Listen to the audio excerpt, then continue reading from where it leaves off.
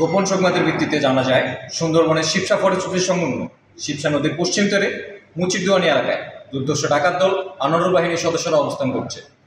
প্রাপ্ত তথ্যের ভিত্তিতে গতকাল 27 এপ্রিল 2025 তারিখ রবিবার বিকাল 5টায় Bangladesh coast guard, PCG base Mongla এবং আউটপোস্ট নড়িয়ালের সমন্বয়ে একটি বিশেষ অভিযান পরিচালনা করা হয়। অভিযান চলাকালীন কোস্টগার্ডের উপস্থিতি টের পেয়ে ডাকাত দলের সদস্যরা বনের ভিতরে পালিয়ে যায়।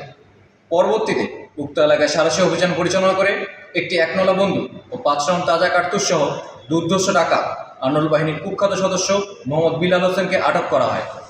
জিজ্ঞাসাবাদে জানা যায়, আটককৃত ব্যক্তি দীর্ঘদিন যাবৎ সুন্দরবনের ডাকাতি কার্যক্রমের সাথে জড়িত থাকার পাশাপাশি ডাকাত আনোয়ারুল বাহিনীকে অস্ত্র ও গলাবরত দিয়ে সহযোগিতা করে আসছে। আটককৃত মোহাম্মদ বিলাল হোসেন খুলনার কয়রা থানার বাসিন্দা। উদ্ধারকৃত অবৈধ অস্ত্র ও গলাবারুদ সহ আটককৃত ব্যক্তির বিরুদ্ধে পরবর্তী আইনানুগ ব্যবস্থা গ্রহণের জন্য দাকব থানায় হস্তান্তরের কার্যক্রম প্রক্রিয়াধীন রয়েছে।